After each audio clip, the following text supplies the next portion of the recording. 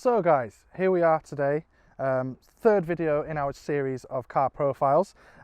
Last week we had the Suzuki Jimny. This week we've gone for something a little bit better, a little bit of a step up. We're in these lovely regal surroundings of Nid Hall with what can be described as a land barge in the form of the fastest accelerating Rolls-Royce ever made, the Wraith. Beautiful car. Let's go for a quick drive and see how it performs compared to the Jimny.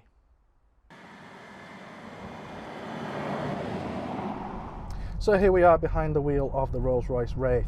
Now, Rolls-Royce as a mark is not a brand that is really particularly bothered about the numbers that it does.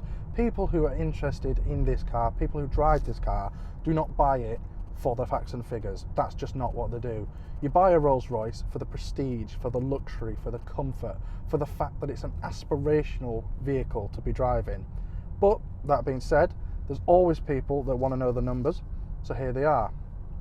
This is a 2.5 ton beast powered by a BMW derived V12 twin turbo producing 624 brake horsepower. It has 590 foot-pounds of torque and will do 0 to 60 in 4.4 seconds. So even though it is 2.5 tons, it's certainly not a slouch. Those numbers are not pedestrian, but they are not its crowning glory. This is not about the speed. This is about what it does at speed.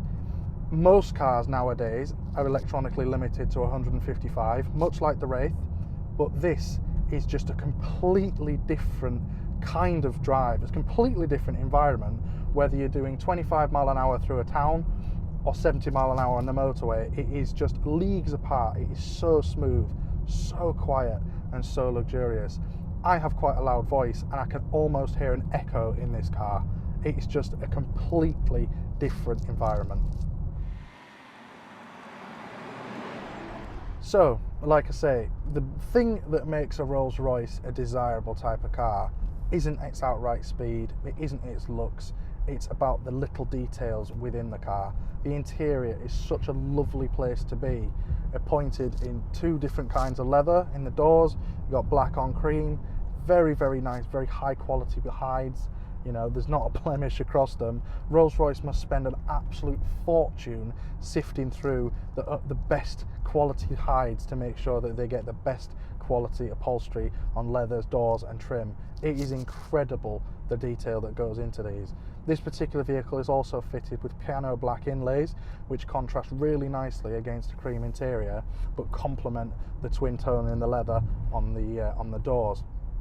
The carpeting is another thing that like, the carpets in this car are better than the carpets in my house. It is incredible how soft they feel and how much that impacts the sound deadening.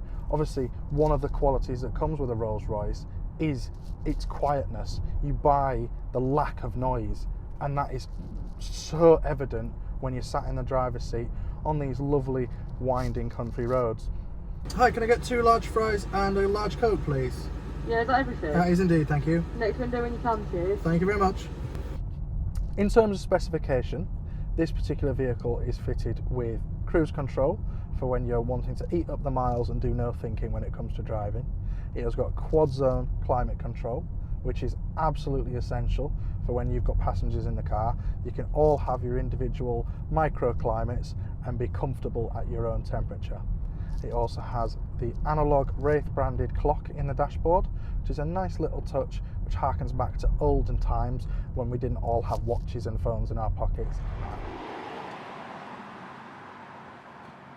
So this vehicle is fitted with heads-up display with traffic sign recognition, which is absolutely essential because this car is definitely not a slouch, and with it being as smooth as it is, you can quite comfortably be doing faster than you realise very, very easily. So it's a very nice feature to have to keep you well within the legal limits of the road.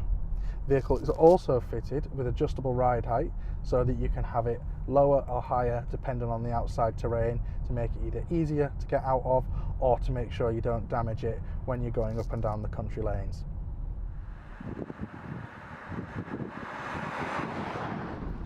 So underneath you, you're sat on these lovely quilted memory electric seats, very soft, very supple, lots of support where you need it, but lots of sponge where you don't. And above, we've got the panoramic sunroof, which is an absolute must, especially in this country.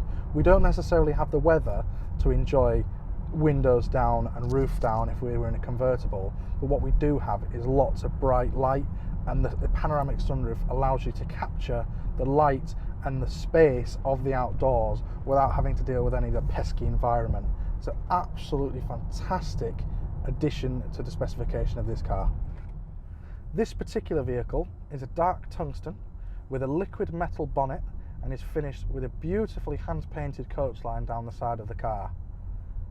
The Wraith, being a coupe, doesn't necessarily conform to the traditional limousine style of a Rolls-Royce, but it loses none of its footprint and none of its elegance. The Wraith has a footprint of over 10 metres squared, which is actually equivalent to 3 queen-size beds.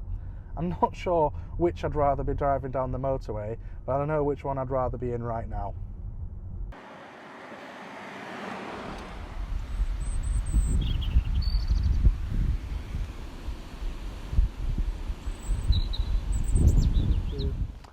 I've had a very luxurious day today behind the wheel of the Rolls-Royce Wraith. It's definitely more of a driver's car than a being driven car, and I've really enjoyed getting to see how the other half live. Now, with my luxurious morning of driving behind me, I'm going to continue that theme with a decadent array of French Francis and a spot of champagne, or Prosecco as I should say. I'm not that posh just yet. Really enjoyed this car, and I'm looking forward to seeing what the boss has me in next.